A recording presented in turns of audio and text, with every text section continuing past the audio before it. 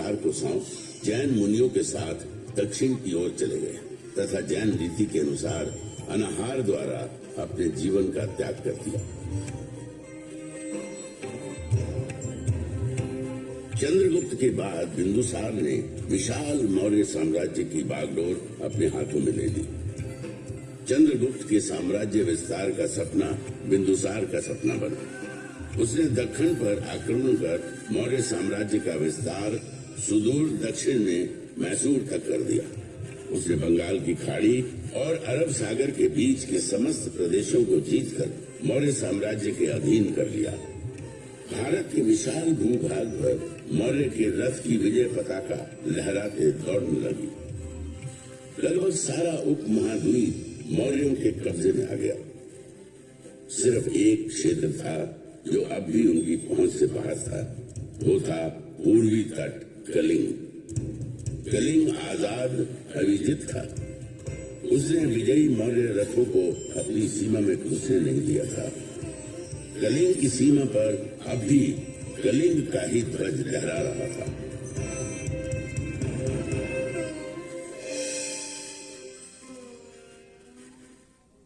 बिंदुसार की कई पत्नियों में से एक थी धर्मा। उसी के गर्भ से जन्म लिया बालक अशोक ने। अशोक के जन्म और उसके पराक्रम की भविष्यवाणी महात्मा बुद्ध ने पहले ही कर दी थी।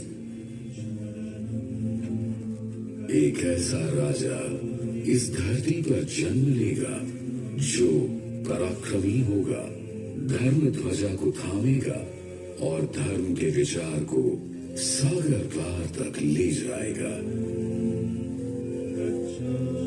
भविष्य अशोक की राह देख रहा था। अपने कई भाइयों में छोटा अशोक मेधावी था। गुरुओं की बताई बातों को फौरन समझ लेता। शस्त्र की खींचतान और असंतोष से तक्षशिला खतरे में था। सुसिम के लिए यही अवसर था जब वो अशोक को पिता बिंदुसार की नजरों से दूर कर सकता था। सुसिम ने इस अवसर का भरपूर फायदा उठाया।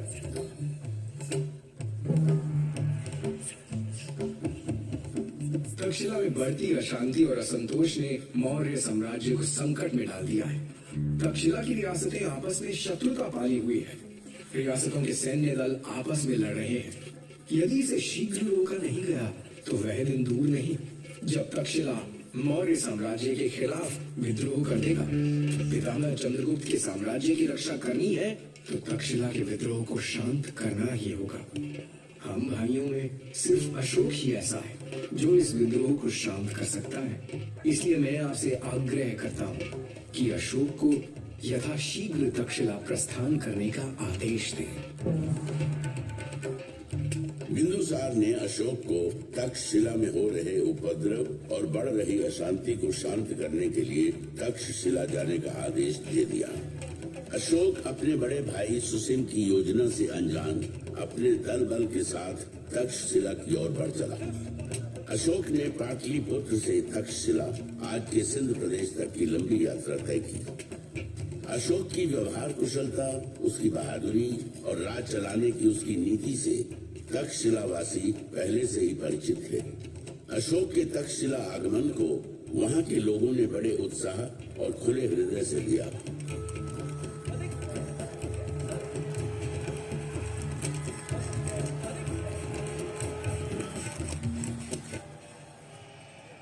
अशोक का जबरदस्त स्वागत किया गया। तक्षशिला की धरती पर न घोड़े दौड़ाए गए, न तलवार चली, न ही लहू बहा।